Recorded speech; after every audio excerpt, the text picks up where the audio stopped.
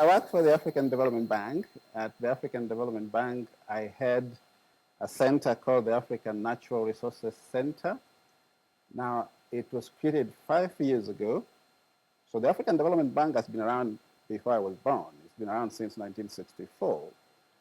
5 years ago, it suddenly occurred to them, basically the continent as a whole, to us, that actually natural resources are such a critical part of our development that the bank's premier development institution needs to have a specific think tank dedicated to focusing on issues of natural resource management. So the African Natural Resources Center was created 5 years ago to essentially be a center of excellence on natural resource management within the bank. So it focuses on all of Africa's natural resources, extractives, oil, gas, minerals, and renewables, land, forestry, fisheries, water. One of the heads of state, I think, who proposed for its formation, put it very simply, that we are responsible for all of Africa's natural resources, those beneath the ground and anything above the ground. So we cover that entire space. It is an unlending part of the bank. So it's essentially a think tank within the bank.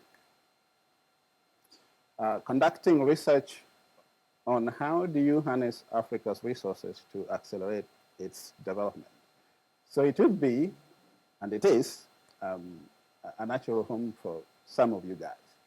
So the presentation I'm making really is grounded in that sort of perspective.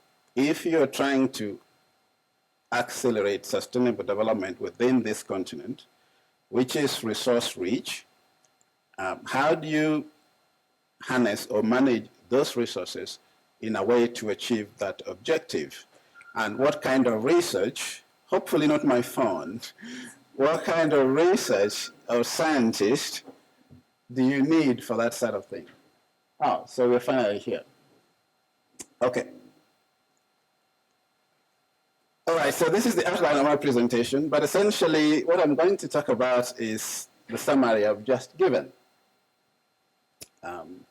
But to structure it, so we are going to look at the status of natural resources in Africa at the moment, the future of natural resources on the continent, and I think what that future requires of you, the type of a scientist we need. And my hypothesis is very simple. So the entire presentation is actually based on a very simple hypothesis. Africa has everything it needs to develop except one thing, and that is transformative ideas and knowledge. Everything else we have, including money or capital. Okay? So everything else we have. The only thing we do not have, or the only thing we have not succeeded in harnessing to deliver development, is transformative ideas and knowledge. And my talk is essentially about what type of scientist, at least within the sphere of sustainability, within the sphere of Africa's sustainable development, what type of a scientist do we need in order to sort of address this deficit? That's the basic premise of my presentation. Okay, so the paradox of poverty in Africa, if you're a social scientist, perhaps even if you're not, you're very familiar with these sets of facts. So, well, the first thing we're familiar with is we are poor. That's what we feel, and that's what everybody says, okay? So we are poor, that's what you're familiar with. But you're also familiar with this set of facts. So we are poor, and yet we have the world's largest arable landmass, 60%. And actually, if you dig deeper into this, over 50% of the land that is going to be converted into agriculture between now and 2050 is going to come from Africa. And out of that is actually going to come from about 3 countries that I won't mention. But basically, we have a lot of land, okay? We also have the world's second largest and longest rivers and any number of lakes. So So we have a lot of water. And actually, much of that is also fresh water. Okay? We also have a lot of minerals. So in terms of natural resources, we're actually quite good. We are better than good. We're actually quite okay. All right? And then, so just look at this. This is a mapping of Africa by resources, whether extractives or renewables. There's not a single African country that lacks any resource. Whether it's fisheries, whether it's gold or copper, there's no country within this map that you can say is resource poor. Obviously, the implication of this is that resource endowment by itself does not translate into economic wealth or human capital or anything of material value to us. Okay, so we are resource rich. We have all the water in the world. Obviously, these are aggregate numbers. So within the 54 countries and areas, there are some countries that are water stressed, that are water scarce, but as a collective, we have all the water resources that we need. Okay, so we have all the water resources, we have all the mineral resources, and yet the geography of world poverty is now essentially limited to Africa. We have 70% of the world's poor living on this continent. So you're an innovator and you're an outperformer. We are trying to harness your resources, your competence to address societal problems. Okay?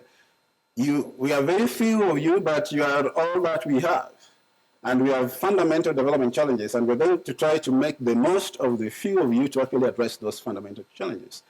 So what are the ways, at least when it comes to sustainability, sustainable development, what are the ways through which you could be helpful here in terms of perhaps your research agenda? So I'm speaking to my perspective. So I head the African Natural Resources Center. I told you every available resource from the ground and on top. How do I get my team, which is actually just 30 people within the bank, to address all of those challenges? There's no way that those 30 people, or if there were 300 or 3 million, could address those problems by themselves. They need to actually conduct collaborative research. That requires they develop the necessary partnerships with the people they need to do that. But they also actually need to work in this, address that problem in a different way, address it in a more holistic or systemic way, or systems approach way. So the problem is, as I said, we know how to provide water to everyone and food to everyone. But if we just focus on the water sector, or if we just focus on providing food to everyone, just focus on agriculture alone, we can easily do that just by intensification of agriculture, use of more inputs, for example. That has the potential to undermine land, okay? And if you undermine land, eventually that will put a threshold on what you can achieve with agriculture. So the best approach is not to focus on food alone, or agriculture alone, but to look at food and water, for example, that nexus. So that when you are focusing on agriculture, you are trying to achieve agricultural productivity without harming any other ecosystem. Because if you harm any other ecosystem on which agriculture depends, actually your agricultural productivity will not be sustainable in the long term. Okay?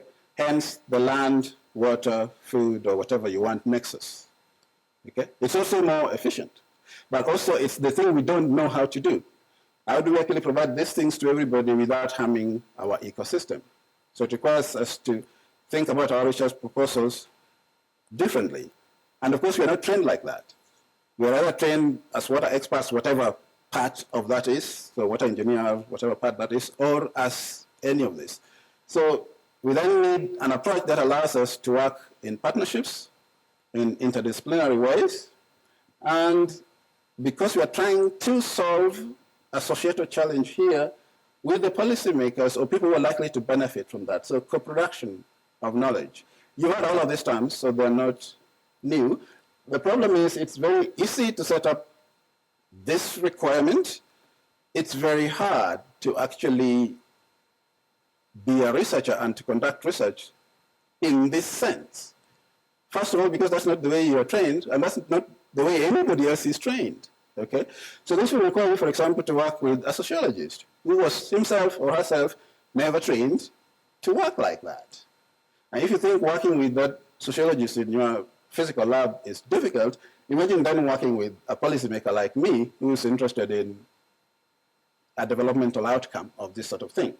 But so when I say you need to be, the kind of scientist we need needs to be an innovator and a performer, that means also organizational innovation, being able to organize your research partnerships and everything else in a way that sort of delivers this. This is just one aspect from my perspective. So that's what I mean. And in a sense, this is where that sense of guilt I talked about comes from, because we're asking a lot of you. We're asking something that not all of us that went before you, either as scientists or policymakers, had to deal with. But this essentially is your future. This is the future that you face. And from at least the narrow point of trying to deal with sustainable development challenges within the continent itself, we can argue over this, but from a policymaker like me, one of the most efficient ways, and perhaps one of the type of scientists we like to see, doesn't mean all our science has to be done like this, would be some sort of scientist with the capabilities to engage, even to create this frame and to make it work. The challenge is getting these things to work. Okay, thank you very much. Esther.